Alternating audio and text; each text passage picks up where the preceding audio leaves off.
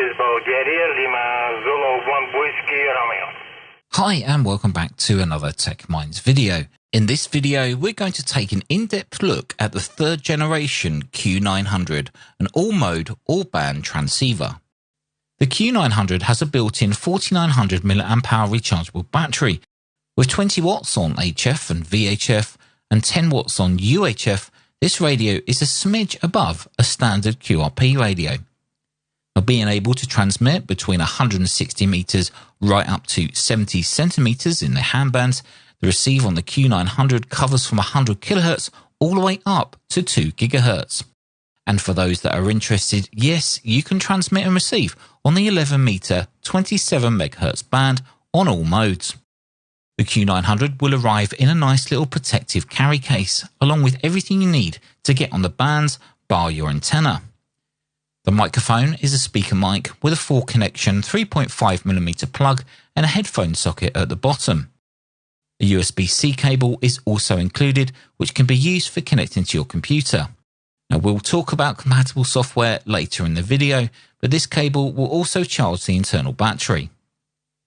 A short DC cable is provided, and if running at home, you can use this on your shack power supply. The Q900 that I received has the GPS module installed, but please note that the GPS antenna is not included in the kit. You will need to purchase this separately. Luckily, they're relatively cheap if you don't already own one, and can be sourced locally from Amazon or eBay. Now, the Q900 itself is solidly built, with its full metal casing and brushed aluminium effect front panel. The Q900 can be controlled via the front-facing push buttons or via Bluetooth with a control app. The colour screens shows a live waterfall and scope, so if you're using the front buttons for tuning, it's easy to move to an active frequency.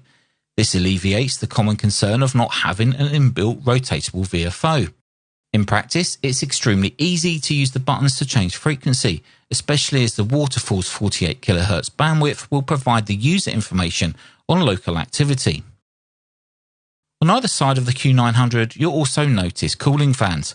Now, these automatically turn on and off when a set temperature has been reached, helping to keep cool the internals of the radio.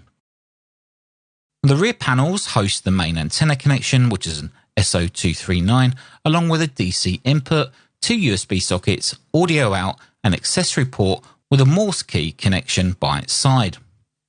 The LAN connection at this point in time is not currently used, but the 2 SMA connections are Antenna 2 and GPS. These SMA connections will only be available if you have the corresponding modules installed. The standard USB connection can be used for connecting items such as keyboards or inserting a memory stick for updating firmware. The USB-C connection is used to connect to your computer for cat control and audio. Once plugged into your computer, a virtual serial port will appear alongside a sound card input and output for the Q900. This makes using digital modes extremely easy and with just one cable. The audio out from the USB sound card can be configured to either demodulated audio output or IQ. When using the IQ output, an SDR application can be used to show the waterfall on a computer running the supplied software. I'll also show you that later. Antenna 2 is used for when you have the optional DMR module installed. In this configuration, VHF and UHF comms share the main antenna connection for receive and antenna 2 for transmit. Now, this is extremely useful for when working in split mode, as you'll be able to work multiple band satellites with just one radio operating on 2 different bands. Now, the GPS SMA connection is where the GPS antenna is connected. Remember, this is only provided if you have the GPS option installed. CQ17 Lima Zulu 1 Whiskey Romeo. Mexico 0 Delta Quebec Whiskey. Again your call? Yeah, Mexico 0 Delta Quebec Whiskey. Mexico 0 Delta Quebec Whiskey. Good afternoon, 57 over. Yeah, you're 5-7 also, 5-7, 5 and 8. Very good afternoon. The name here is Matt, Mike Alpha Tango QSL. Thank you very much for the nice contact. 73, have a nice afternoon, bye. Thank you, bye-bye. CQ7. The audio output from the Q900 is nice and clear, with options to use external speakers either from the rear AFO socket, the headphone socket on the front panel, or via the speaker mic connection. Now, as mentioned earlier, the Q900 supports Bluetooth, not only for cat control but also two-way audio. The Q Radio BLE application for Android is a free download and can be used to control the Q900 fully from the application. The app uses BLE, so no messing around having to pair each device, but you still have to select it within the software by holding down the BLE button and then releasing. Now, this app features a VFO control, or at least an image of a VFO, that when turned either way it will act like a VFO and change the radio's frequency. Other radio settings such as modulation type, audio output, RFRX and TX settings, along with noise reduction controls, are easily accessible from the main page of the app. Well, some of the functions require just a simple tap, while others just require a long press to activate, just like on the radio. The Android screen shown here on the right is just a screen recording made on my 7-inch Lenovo tablet, which runs Android version 9. Now, this tablet is a couple of years old and it was able to run the software with no issues. Just to point out, there are no Bluetooth settings needed on the radio itself. Bluetooth is always enabled, allowing you to connect freely to the radio when needed. Okay, yeah, well, you're coming through, it's a bit of a noisy band at the moment, I think.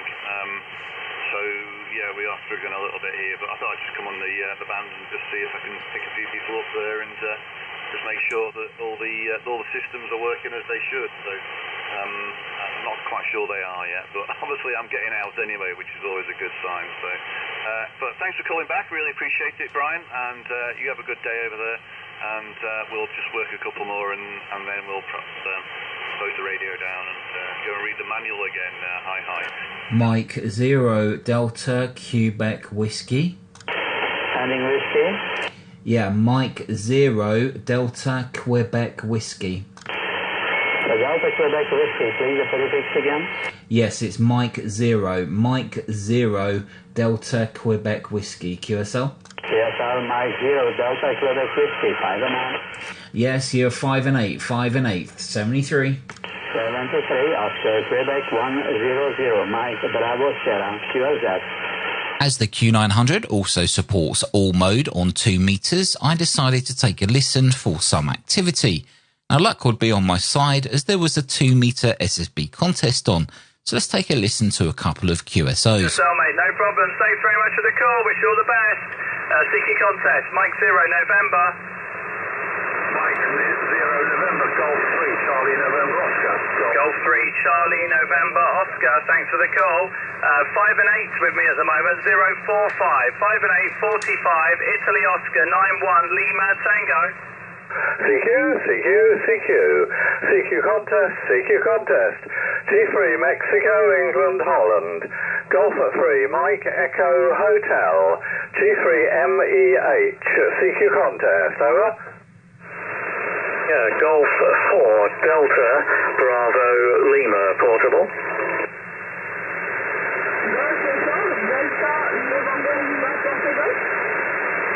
Negative, Delta, Bravo, Lima, portable.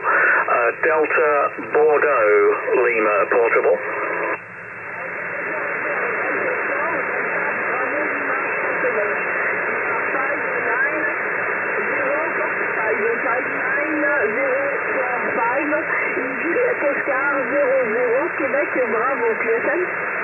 IQSL, thank you. You are 59004, number 4, in Italy, Oscar 91, November, Papa. 91, November, Papa, over. As mentioned earlier, the model of Q900 that I received contains the optional DMR module. This allows the user to receive and transmit using DMR. It is Moto Turbo compatible and can be used with hotspots or DMR repeaters. So here's what DMR sounds like when it's configured. Kelnet, this is KR0LEX in Wichita, Kansas. Good morning, Wichita, Kansas. KD0 USA, Palm Beach County, Florida. Actually, I was looking for Kelnet in Trinidad and Tobago. just for a quick QSO, and then I'll get back to you. Enjoy. Today, FTXD USA, 9 Yankee 4 Charlie Alpha Juliet. Go ahead. I believe Kansas is trying to get over you. I'll stand by. Using DMR is just as simple as selecting DMR from the mode selection and then heading into the menu and selecting DMR. Now within the DMR configuration page, you can change the call type between private or group, the slot number, the TX and RX color code, the call ID, which is the talk group in which you want to talk through, and then your own ID, which is your personal DMR ID that you normally use on your DMR radios to identify yourself. Other options in the menu are a call, which allows the user to set up 4 auto calls. Now this would be in CW. To enter text into the text box, you can either use the numeric keypad to the left or plug in a USB keyboard into the rear of the radio. Another option is DIR, which is used to show the information from the GPS and compass module. Now this information would only be available if you have the GPS and compass modules installed. You will also notice a heading dial which changes as you're moving. Another menu option is called QChat, which allows the user to type text messages and send them to other Q900 users. However, this requires the LoRa board to be fitted, and that's something that I did not have in this particular model. The music option lets you connect your mobile phone to the Q900 via Bluetooth, allowing your music library to be played through the Q900. Next is the VSWR menu item, and this is really useful. At a click of a button, you can scan the band and it will show you an accurate SWR plot. The Q900 does have an inbuilt tuner, so if the SWR is not as low as you would like, you can activate the internal ATU. Moving the marker across the band allows the user to find the lowest SWR on the current scan. The APRS option looks interesting, but I've been told by the supplier that this feature is only supported in China. Hopefully this will be opened up for use in other parts of the world soon via a firmware update. The Q900 also features a fully working FM broadcast receiver and is accessible via the radio button within the menu. The set option allows the user to tailor the Q900 how they want it to work. Adjusting screen backlights and key volumes is extremely easy, along with setting a maximum VSWR setting before the warning is issued. Configuring the Q900 to work through an FM repeater is quite easy, even through the front panel. Now this feature would use the split function to display the received and transmitted frequency, using the VFO AB button to switch between the two for initial settings. Now if you hold down the split button, you're presented with a small overlay, which you can then set the CTCSS tone for RX and TX if the repeater requires it.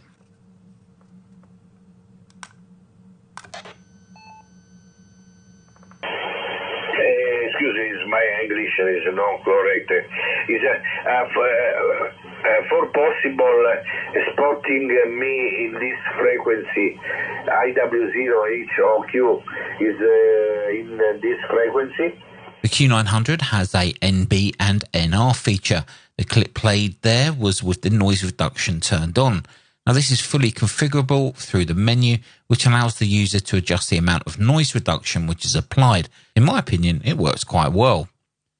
One of the last things I'd like to show you is a free Android app called FT8CN. Now this app uses Bluetooth BLE between the radio and an Android device, supporting two-way audio and cat control.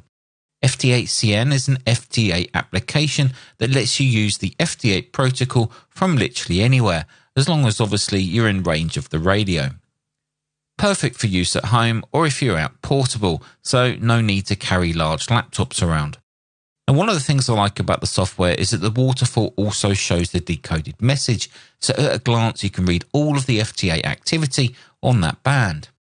With the Q900 hooked up to your computer via the USB cable, you can use digital applications like WSJTX. Such applications are fully supported with the inbuilt audio sound card and cat control. When it comes to configuring WSJTX for the Q900, you simply need to know the COM port.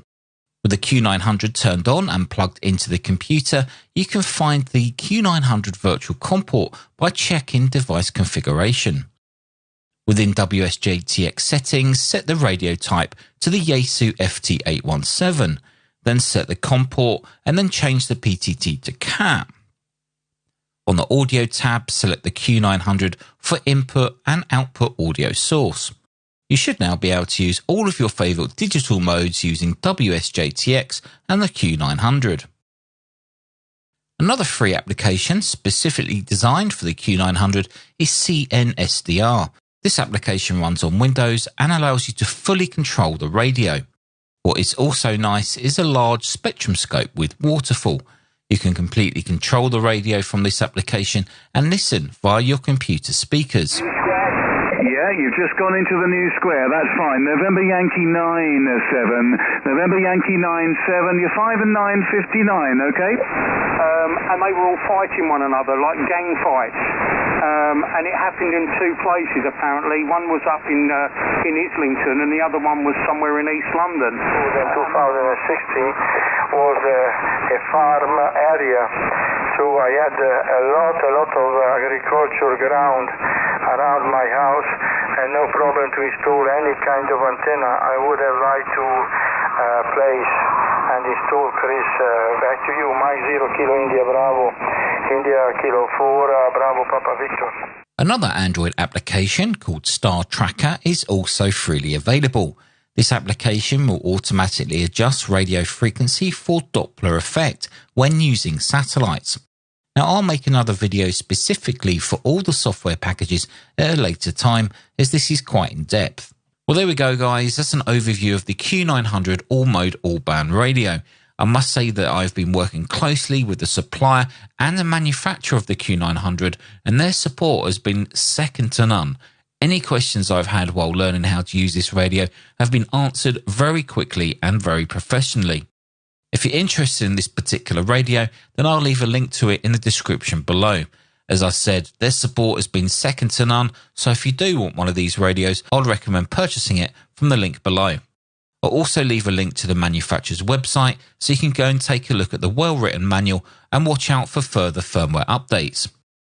The project is very active and they're open to suggestions and feedback, so don't feel afraid to drop them a message with any questions or feature ideas. Until the next video, take care, stay safe, thanks for watching, and I'll see you in the next one.